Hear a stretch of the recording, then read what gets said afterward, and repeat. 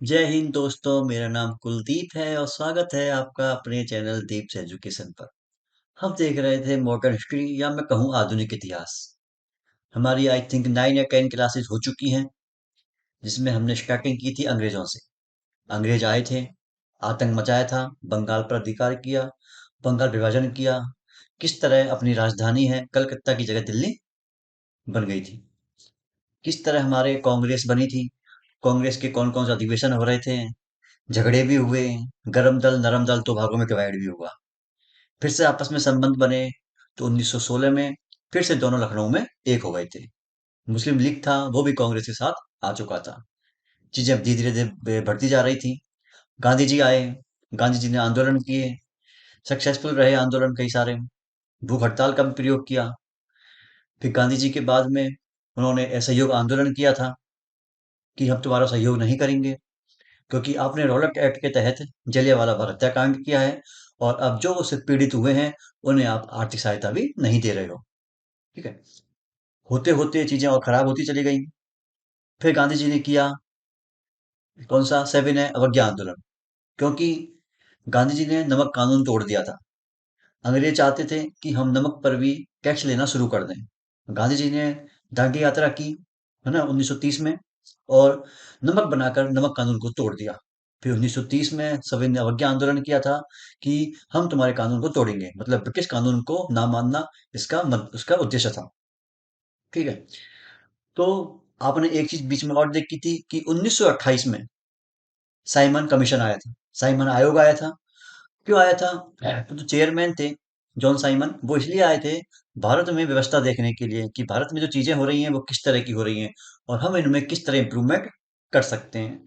लेकिन कांग्रेस ने इसका अपोज किया था और लाला लाजपत राय थे, उनका वहां पर डेथ हो गई थी, मौत हो गई थी। फिर साइमन कमीशन वापस जाता है इंग्लैंड, अपनी रिपोर्ट देता है, और रिपोर्ट के बाद ही ब्रिटिश सरकार ने एक गोल मेज सम्मेलन या राउंड टेबल कॉन्फ्रेंस बनाने की घोषणा की थी। तो आज हम उसी के बारे में देखेंगे। आपको काफी मजा आएगा, जैसा कि आपको पिछली क्लासेज में भी अच्छा लगा है देख के। यहीं से आपके बहुत सारे क्वेश्चन आपको एग्जाम में देखने को मिलेंगे। अगर आप चैनल पर नए थे तो चैनल को सब्सक्राइब कर लेंगे, जिससे आपको आगे की वीडियोज हैं वो मिलती रहेंगी। वीडियो अच्छी लगेगी तो वीडियो को लाइक करके जरूर जाएंगे। अगर आप जुड़ना चाहते हैं हमसे टेलीग्राम, फेसबुक, इंस्टाग्राम पर, तो यहाँ क्लिक करके जुड़ सकते हैं। साथ ही साथ इनकी जो लिंक है नीचे कमेंट बॉक्स में पिन कर दूंगा, वहां जाकर भी आप जुड़ सकते हैं। बाकी हम स्टार्ट करेंगे आज से। आज हमें देखना है गोल मेज सम्मेलन या मैं कहूँ राउंड टेबल कॉन्फ्रेंस। ये आखिर क्यों बना था मैंने आपको बता दिया था, क्योंकि साइमन कमीशन ने अपनी रिपोर्ट दी थी ब्रिटिश गवर्नमेंट को। इस वजह से जो गोल मेज सम्मेलन है, राउंड टेबल कॉन्फ्रेंस है, इसको बनाया गया था। ठीक है, जिसमें हम एक तरह से अंग्रेज चाहते थे कि जो इंडियंस हैं उनसे हम बातचीत कर सकें कि आपके साथ क्या गलत हो रहा है और हम आपके लिए क्या इम्प्रूवमेंट कर सकते हैं। तो अब आता है गोल मेज सम्मेलन। ठीक है। पहली बात याद होनी चाहिए कि जो गोल मेज सम्मेलन है, ये हुए हैं तीन हुए थे। ठीक है। और तीनों ही कहाँ हुए थे? तीनों ही इंग्लैंड में हुए थे। इंग्लैंड के लंदन शहर में तीनों ही कॉन्फ्रेंस आयोजित करवाई गई थी। ठीक है। लंदन में हुए थे, इंग्लैंड में। ठीक है। याद भी याद होना चाहिए कि जब यह गोलमेज सम्मेलन हुए थे तो इंग्लैंड का प्रधानमंत्री कौन था? इंग्लैंड का प्रधानमंत्री कौन है और वहां का राजा कौन है? जो राजा था वो था जॉर्ज पंचम। राजा था जॉर्ज जॉर्ज पंचम। ठीक है, जॉर्ज फिफ्थ था, राजा हुआ करता था। और जो पीएम था वो था रेमजे मैक डोनाल्ड। तमाम तीन चार बातें हैं, आपको याद होनी चाहिए, एग्जाम में कभी कभार पूछ ली जाती हैं। पूछ लिया जाएगा कि कितने गोल में सम्मेलन हुए हैं? तीन हुए हैं। कहाँ हुए थे? लंदन में हुए थे, इंग्लैंड में। पूछ लिया जाएगा कि गोल में सम्मेलन के समय इंग्लैंड का राजा कौन था? जॉर्ज फिफ्थ था। पूछ लिया जाएगा कि गोल में सम्मेलन के समय इंग्लैंड का प्रधानमंत्री कौन था? Ramsay MacDonald. ठीक है। तीन हुए थे, अब हमें तीनों के बारे में देखना है। तीनों गोल में सम्मेलन में क्या रहा था, इंडिया की ओर से कौन कौन गया था, क्या क्या चीजें हुई थी, सारी चीजें हम इसमें देख लेंगे। बड़ा इंपॉर्टेंट ये चैप्टर है। आपके एसएससी, रेलवे या कोई भी आपका एग्जाम हो, वहां से यहाँ से क्वेश्चन जरूर आना होता है। फिर है प्रथम फर्स्ट गोल में सम्मेलन। ये है 12 नवंबर 1930 से लेकर 19 नवंबर 1931। आपको डेट याद नहीं हो तो छोड़ देना, लेकिन आपको जो सन है वो याद होना चाहिए कि 1930 की एक तरह से लास्ट में स्टार्ट हुआ था, ठीक है। तो इसमें कौन कौन सी चीजें हुई थी? इसमें कुछ बातें हुई थी। पहली बात तो है, आपको जो याद रखनी है कि इसमें गांधी जी ने भाग नहीं लिया था, ठीक है। दूसरा, कांग्रेस है, क्योंकि कांग्रेस इस समय बहुत बड़ी संस्था बन चुकी है भारत में, जो अंग्रेजों को भगाने के लिए काम कर रही है। कांग्रेस ने भी भाग नहीं लिया, क्योंकि कांग्रेस कहाँ बिजी है? कांग्रेस है वो बिजी है गांधी जी के सविनय अवज्ञा आंदोलन में, क्योंकि 1930 में ही सविनय अवज्ञा आंदोलन हुआ है। तो कांग्रेस उसमें लगी हुई है, इसलिए कांग्रेस ने भी भाग नहीं लिया। और गांधी जी ने भी इसमें जो पहला गोलमेज सम्मेलन था उसमें भाग नहीं लिया था, ठीक है। दो बातें देख ली। अभी क्या दोनों दोनों नहीं गए, ना तो गांधी जी गए ना ही कांग्रेस गए, तो वो किससे बात करते हैं? इसलिए यह जो सम्मेलन था, जो प्रथम गोलमेज सम्मेलन था, ये सक्सेसफुल नहीं रहा था, या मैं कहूँ सफल नहीं रहा था, ठीक है। यह कैसा आंदोलन था? यह आंदोलन था असफल। और क्यों था असफल? क्योंकि ना तो इसमें गांधी जी ने भाग लिया और ना ही कांग्रेस ने भाग लिया था। इसलिए यहाँ पर कोई भी इस कॉन्फ्रेंस को कराने का कोई मतलब नहीं निकला फर्स्ट वाले को, ठीक है। अब चलते हैं अगले वाले पर। इसके बाद क्या हुआ था? इसके बाद एक चीज हुई थी, जब आपको पता है कि जो कांग्रेस ने भाग नहीं लिया और गांधी जी ने भाग नहीं लिया, तो अंग्रेज चाहेंगे कि अब हम गांधी जी से बात करें कि वो यहाँ पर क्यों नहीं आए, और अब यहाँ पर किस तरह आ सकते हो, ठीक है। तो अब एक गांधी और इरविन पैक्ट हुआ है, काफी इंपॉर्टेंट है, एग्जाम में बार बार पूछा जाता है। ये याद होना चाहिए कि 1931 में हुआ था। कब हुआ था? 1931 में हुआ था। और ये भी याद होना चाहिए, कई बार एग्जाम में पूछते हैं कि गांधी इरविन पैक्ट किस गोलमेज सम्मेलन के बाद हुआ था। तो पहले गोलमेज सम्मेलन के बाद हुआ था 1931। यह भी आपको सन भी याद होना चाहिए, एग्जाम में बार बार पूछा जाएगा। 1931 में गांधी इरविन पैक्ट हुआ है। तो समझ सकते हो कि गांधी जी भाग लेने के लिए नहीं गए थे, तो अंग्रेजों की ओर से लॉर्ड इरविन है वो गांधी जी से बात करने आए हैं कि आपकी दिक्कत क्या है, आप क्यों नहीं आ रहे। तो उनके बीच में एक पैक्ट हुआ है, पैक्ट को हिंदी में बोलते हैं संधि, है ना। एक संधि हुई है, जो मैं कहूँ कॉम्प्रोमाइज हुआ है, ठीक है। तो गांधी इरविन पैक्ट है, याद होना चाहिए। ये किसके बीच हुआ था? गांधी और इरविन के बीच हुआ था, यहाँ के नाम से दिख ही रहा है। कब हुआ था? ये है 5 मार्च 1931। 5 मार्च 1931 को गांधी इरविन पैक्ट हुआ है, ठीक है। आपको पता है कि अंग्रेजों ने नमक कर लगाया हुआ है, नमक पर आपको टैक्स देना पड़ेगा, ऐसा अंग्रेजों ने बोला था। तो इस पैक्ट में क्या कर दिया था कि हम नमक कर को समाप्त कर देंगे। नमक कर को समाप्त कर दिया गया, ऐसा समझ सकते हो, ठीक है। जो नमक पर टैक्स लगाया गया था, जिसकी वजह से गांधी जी ने दांडी यात्रा की थी 1930 में, तो नमक कर को समाप्त कर दिया था यहाँ पर, ठीक है। अगर इन्होंने नमक कर को समाप्त कर दिया है, इस वजह से गांधी जी ने गांधी जी ने जो सविनय अवज्ञा आंदोलन था, जो 1930 में चलाया गया था, सविनय, तो सविनय अवज्ञा आंदोलन था कि हम तुम्हारी बात नहीं मानेंगे, हम तुम्हारे कानूनों को तोड़ेंगे, ठीक है। तो गांधी जी ने सविनय अवज्ञा आंदोलन को फिर स्थगित कर दिया, पोस्टपोन कर दिया, ठीक है। क्या हुआ था इस पैक्ट में? 5 मार्च 1931 को हुआ था। इसमें इरविन ने, या मेरे को अंग्रेजों ने, नमक कर को समाप्त कर दिया था। इस वजह से गांधी जी ने सविनय अवज्ञा आंदोलन को फिर पोस्टपोन कर दिया, या मैं कहूँ स्थगित कर दिया। फिर इसके बाद में गांधी जी ने इसमें भाग ले लिया, मतलब गांधी जी ने जो सेकंड राउंड टेबल कॉन्फ्रेंस हुई थी उसमें भाग ले लिया, ठीक है। ये आपको याद होनी चाहिए, ठीक है।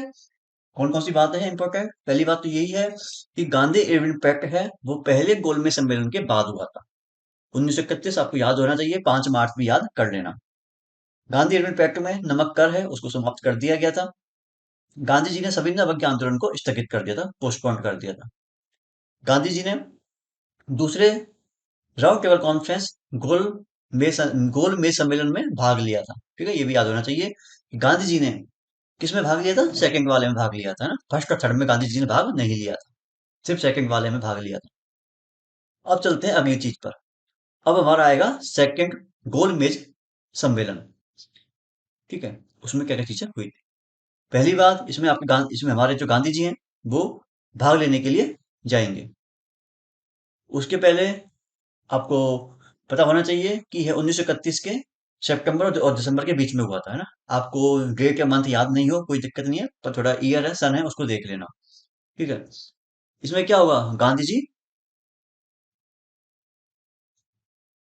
ने भाग लिया था। ठीक है, मैंने बताया था गांधी जी ने सिर्फ सेकंड वाले में ही भाग लिया था, फर्स्ट और थर्ड में भाग नहीं लिया था। तो गांधी जी ने भाग लिया था, कभी कभार पूछ लिया जाता है कि गांधी जी इंग्लैंड गए थे, किससे गए थे, किस व्हीकल से गए थे, किस जहाज से गए थे। ठीक है। तो इनके जो जहाज का नाम था वो था इनका राजपुताना जहाज। ठीक है। जो इनके जहाज का नाम था वो था SS राजपुताना जहाज था। उसमें ये भाग लेने के लिए इंग्लैंड गए थे। ठीक है। क्या था, SS राजपुताना जहाज से इंग्लैंड गए। पूछ सकता है कभी कभार कि इनके साथ में कौन कौन था। इनके साथ साथ में थे सरोजनी नायडू, इंपॉर्टेंट नाम है। और एक नाम पहले भी आया था जो आयरलैंड की रहने वाली थी, एनी बिसेंट, जिन्होंने होम रूल लीग आंदोलन शुरू किया था। बाद में जो तिलक थे वो भी इनके साथ जुड़ गए थे उसमें, होम रूल लीग आंदोलन में, जिसका पर्पज क्या था, होम रूल, स्वशासन। ठीक है। तो दूसरे बारे में क्या बात करनी है कि गांधी जी ने भाग लिया था, किस जहाज से गए थे इंग्लैंड, SS राजपुताना जहाज था, उससे गए थे। साथ में कौन कौन गया था, सरोजिनी नायडू गई थी और एनी बिसेंट गई थी। एनी बिसेंट आयरलैंड की रहने वाली है। ठीक है। उसके बाद में यह आंदोलन भी असफल आंदोलन रहा, इसमें भी अंग्रेजों से हमारी बात नहीं बनी। यह भी असफल आंदोलन था, यह आंदोलन भी सक्सेसफुल नहीं रहा। ठीक है। और फिर से गांधी जी ने सविनय अवज्ञा आंदोलन था उसको कंटिन्यू कर दिया। जब यहां पर अंग्रेजों से हमारी बात नहीं बनी तो गांधी जी ने सविनय अवज्ञा आंदोलन को शुरू कर दिया फिर से। ठीक है। यहाँ तक एक बार आपको मैं शॉर्ट में बता दूंगा अच्छे से, सब तीनों तीनों पूरे हो जाएंगे कि कौन कौन सी बातें इंपॉर्टेंट है। ठीक है। ठीक है। यहाँ तक कौन कौन सी इंपॉर्टेंट थी, पहले तो यही इंपॉर्टेंट थी।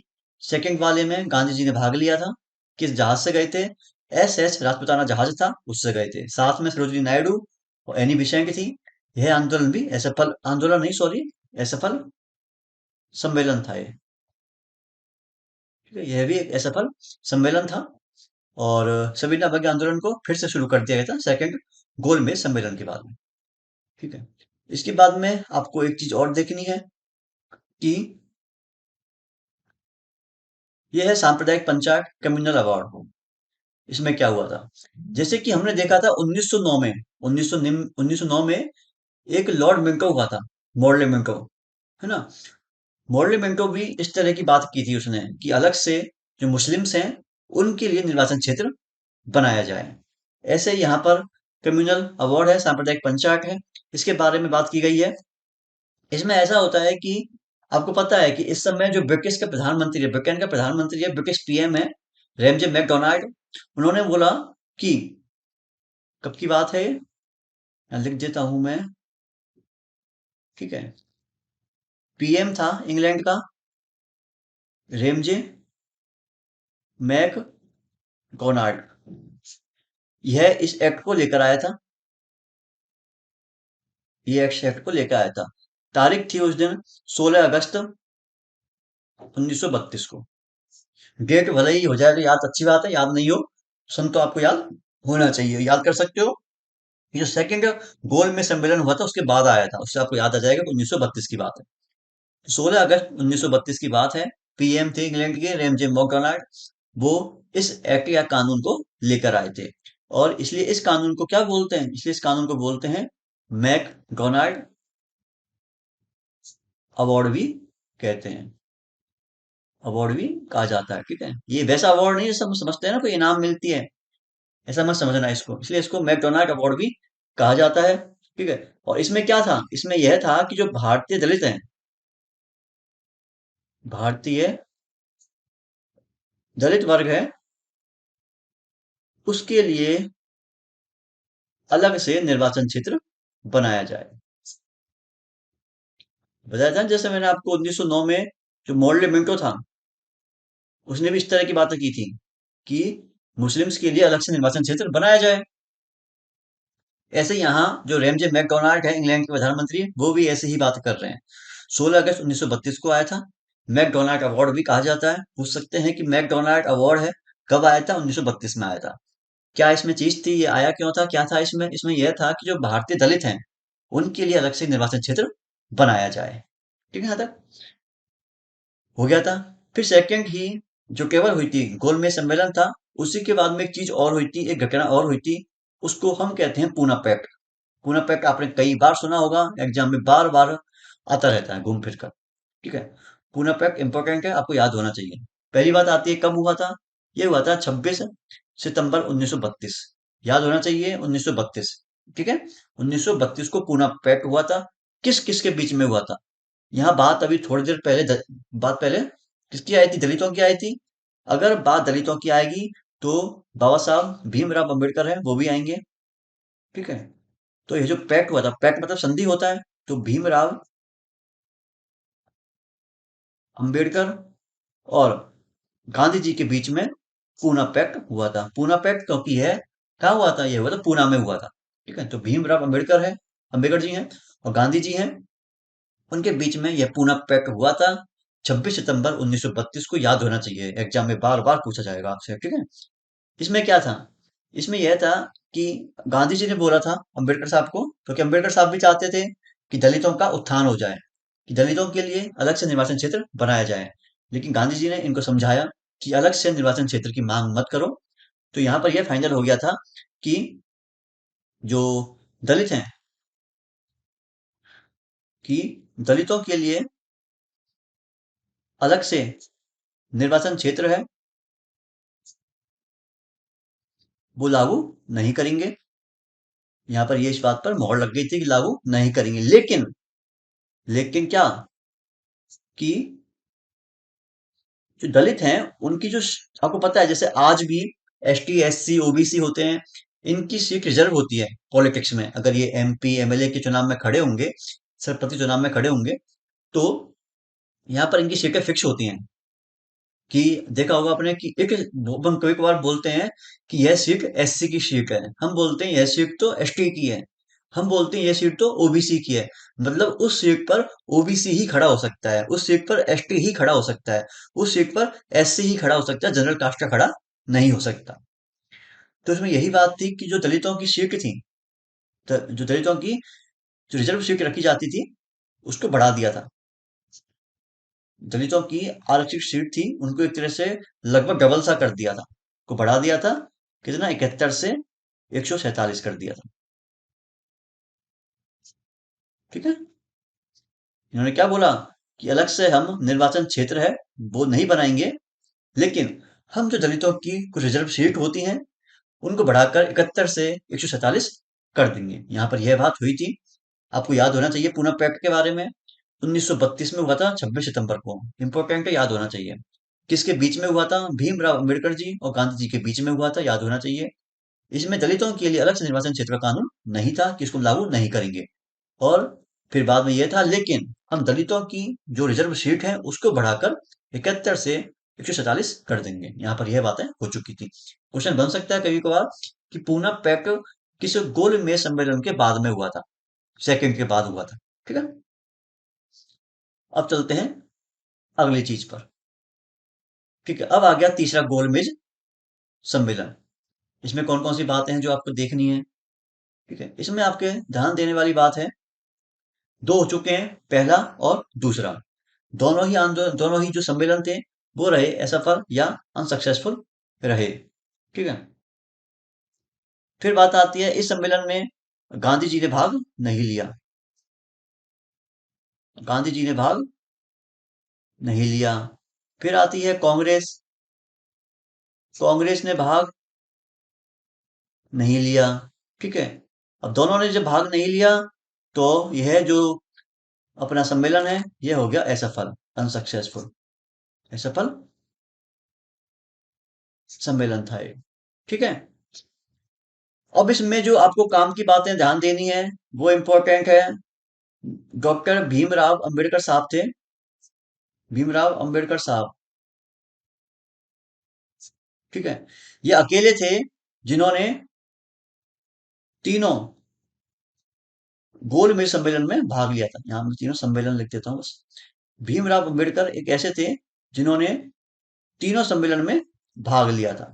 ठीक है, ये आपको याद होना चाहिए, इंपॉर्टेंट है एग्जाम को देखते हुए। कई बार पूछ लिया जाएगा कि निम्न में से कौन है जिन्होंने तीनों गोल मेज सम्मेलन में भाग लिया था। तो भीमराव अंबेडकर सामने लिया था।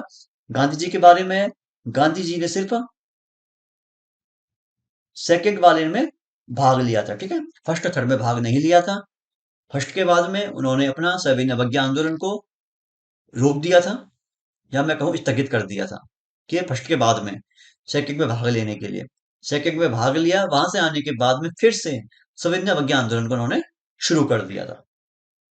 ठीक है, बताया था गांधी जी ने दूसरे सविनय अवज्ञा आंदोलन के बाद में, दूसरे गोल मेज सम्मेलन के बाद में सवज्ञा आंदोलन को शुरू कर दिया था फिर से। ठीक है, और बाद में सविनय अवज्ञा आंदोलन था 1934 में जाकर खत्म हो गया था। 1930 में स्टार्ट हुआ था, 1934 में जाकर खत्म हो गया था। ठीक है, अब चूंकि यहाँ पर बात नहीं बनी, तो फिर क्या हुआ कि ब्रिटिश ने भारत में एक और अधिनियम पेश किया। जब यहाँ पर बात नहीं बनी है, तो ब्रिटिश सरकार है, ब्रिटिश है, उन्होंने एक और अधिनियम, या मैं कहूँ एक और एक्ट पेश किया था। उस एक्ट का नाम है भारतीय शासन अधिनियम। काफी इंपॉर्टेंट है। इंपॉर्टेंट इसलिए है क्योंकि वहां से हमने, मैं कहूँ हमारा जो संविधान बना है उसमें 2/3 अनुच्छेद है, 2/3 अनुच्छेद है, आर्टिकल्स हैं, इसी से लिए गए हैं। ठीक है, भारतीय शासन अधिनियम से। तो इसमें इंपॉर्टेंट चीज क्या है, ये याद रख लेना कि गांधी जी ने भाग नहीं लिया था, नहीं लिया था कांग्रेस ने भी। गांधी जी ने सिर्फ सेकंड वाले में भाग लिया था, अंबेडकर साहब ने तीनों में भाग लिया था। यह आंदोलन भी असफल था, यह सम्मेलन भी असफल था। ठीक है, अब चलते हैं अगले पर। जैसे मैंने बताया कि जब यहाँ बात नहीं बनी है, तो अंग्रेजों ने या ब्रिटिशर्स ने एक अधिनियम पेश किया था। उसका नाम था भारतीय शासन अधिनियम। 1935 है, आपको याद होना चाहिए। हमने यहीं से, हमारा जो संविधान बना है उसमें से लगभग 2/3 आर्टिकल्स हैं, 2/3 अनुच्छेद हैं, यहीं से लिए गए हैं। ठीक है,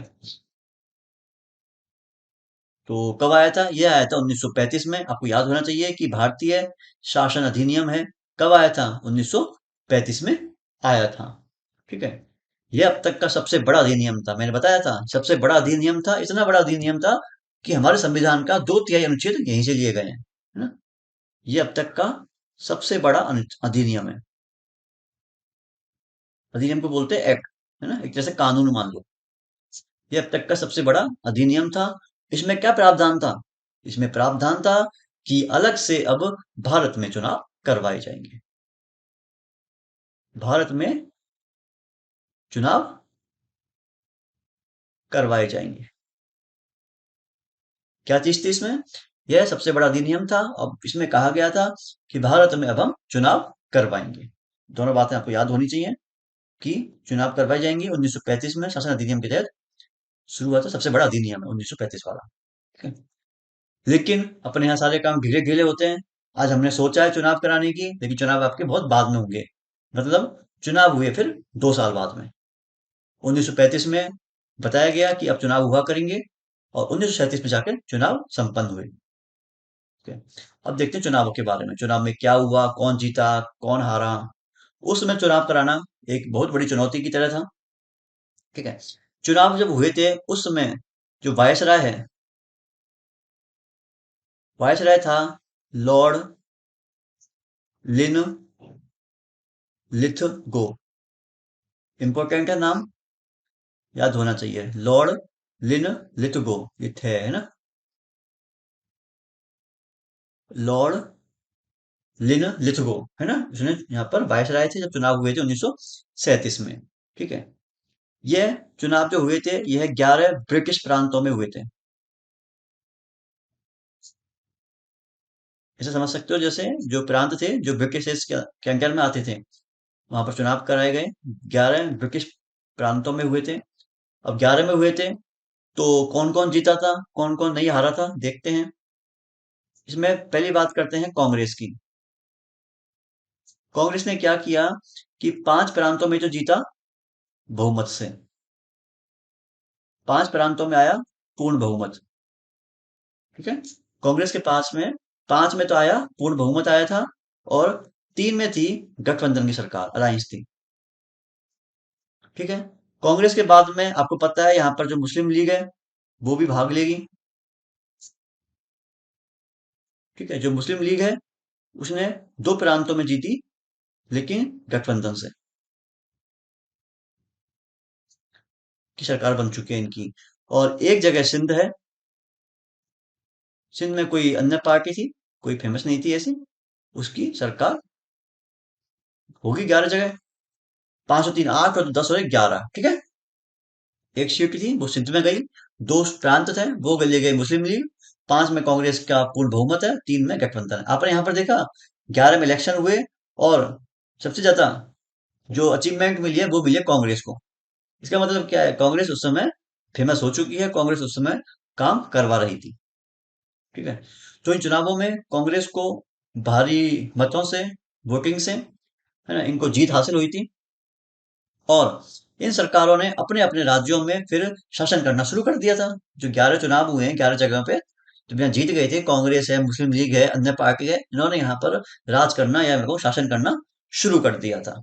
ठीक है, लेकिन उसी समय क्या हुआ, सेकेंड वर्ल्ड वॉर, जो द्वितीय विश्व युद्ध हुआ था, द्वितीय विश्व युद्ध कब शुरू हुआ था? यह शुरू हुआ था 1939 में।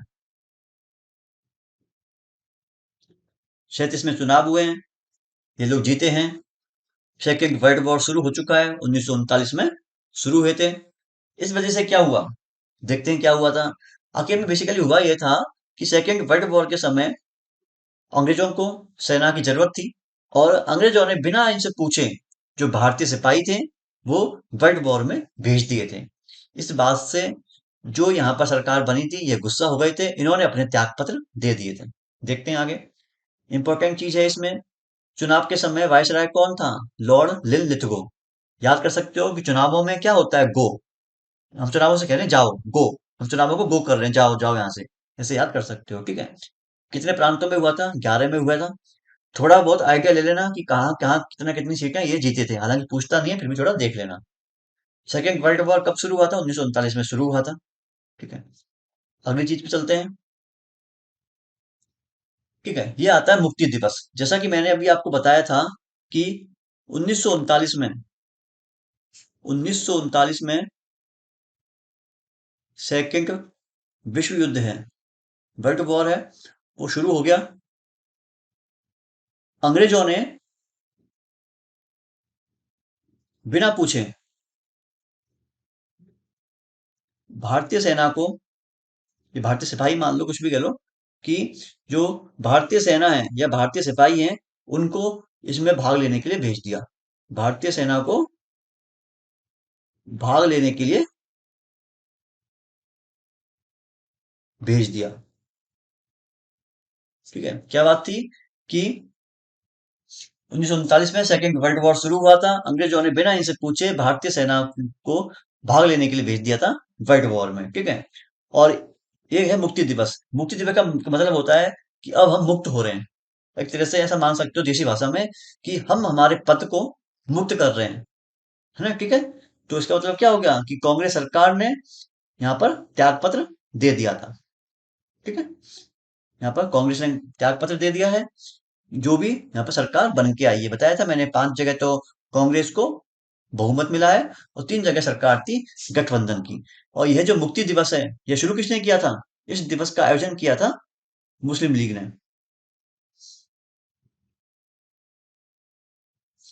याद होना चाहिए कि 1939 में किया था। ठीक है, तो इसका जो आयोजन है वो किया था मुस्लिम लीग ने। ठीक है, 21 दिसंबर 1939 को, डेट याद मत रखना, पर यह याद रख लेना कि 1939 में हुआ था। और कांग्रेस की जो 8 सरकार बनी थी, पता है आपको, 8 प्रांतों में कांग्रेस जीत के आई थी, 3 तो थी गठबंधन में, और 5 थी पूर्ण बहुमत की सरकार थी। इसमें क्या हुआ था कि कांग्रेस ने की 8 सरकारों ने त्याग पत्र दे दिए थे, 8 सरकारों ने त्याग पत्र दे दिए थे। तो अपनी जिम्मेदारियों को छोड़ना, या मैं कहूँ अपने पद को त्याग कर देना, वो एक तरह से मुक्ति दिवस होता है कि मैंने मेरे पद का मुक्त कर दिया, मुक्ति दे दी। तो 8 सरकारों ने यहाँ पर त्याग पत्र दे दिया था और इसका आयोजन करवाया था मुस्लिम लीग ने। क्यों हुआ था मुक्ति दिवस, या ये चीजें क्यों हुई थी, यहाँ कारण दिया हुआ है कि यहाँ पर बिना पूछे भारतीय सेना को युद्ध में भाग लेने के लिए भेज दिया था। ठीक है। आपको पता है कि 1935 में चुनावों की घोषणा हुई थी कि अब चुनाव करवाए जाएंगे। 37 में चुनाव हुए थे। 39 में फिर से इन्होंने प्रशासन त्याग दिया। तो मैं कहूं एक तरह से कांग्रेस ने 28 महीने तक शासन किया था। कांग्रेस ने 28 महीने तक शासन किया था। ठीक है। ठीक है, यहाँ तक। और इस समय जो डॉक्टर अंबेडकर साहब थे, वो भी इनका साथ दे रहे थे, मुस्लिम लीग का। यहाँ तक बात हो चुकी है सारी। इंपॉर्टेंट बात देख लो कि 1939 में हुआ था मुक्ति दिवस। मुक्ति दिवस क्या होता है, ये होता है, देख लेना आप, कि सेना को बिना पूछे भाग लेने के लिए भेज दिया था। आयोजनकर्ता कौन है, कौन इसका आयोजन करवा रहा है, वो करवा रहा है मुस्लिम लीग। कांग्रेस की 8 सरकारों ने यहाँ पर त्याग पत्र दे दिया है। और कितने महीने राज किया था, 28 महीने, है ना। 2 साल 4 महीने के आसपास इन्होंने राज किया था, कांग्रेस ने शासन किया था, सॉरी। ठीक है। यह आज की क्लास थी। यहाँ से एग्जाम में आपको बहुत सारे क्वेश्चन देखने को मिलेंगे सीधे सीधे, कि कौन सा दिन था, कौन सी घटना है, कब हुई थी, इस सीक्वेंस में आपको याद होनी चाहिए। और मैं आपको करवा भी ऐसे ही रहा हूँ, चीजें आपको याद करने की जरूरत पड़ेगी ही नहीं। चुनाव हुए, चुनाव की उससे पहले घोषणा हो गई, तो आपको चीजें अपना आप ऑटोमेटिकली दिमाग में सेट रहेंगी, चीजें किस तरह होती हुई जा रही हैं। फिर भी आपको कोई डाउट आता है, क्वेरी हो, क्वेश्चन हो, नीचे कमेंट कर सकते हैं। साथ ही साथ हमारे फेसबुक, इंस्टाग्राम, टेलीग्राम की लिंक है नीचे कमेंट बॉक्स में पिन कर दी गई है। वहां जाकर भी आप मैसेज कर सकते हैं। अपना ध्यान रखें, अपना ख्याल रखें, और कोई क्वेश्चन हो पूछते रहें अपना। बाकी आप खुश रहें। ठीक है। ओके। Thank you. जय हिंद। जय भारत।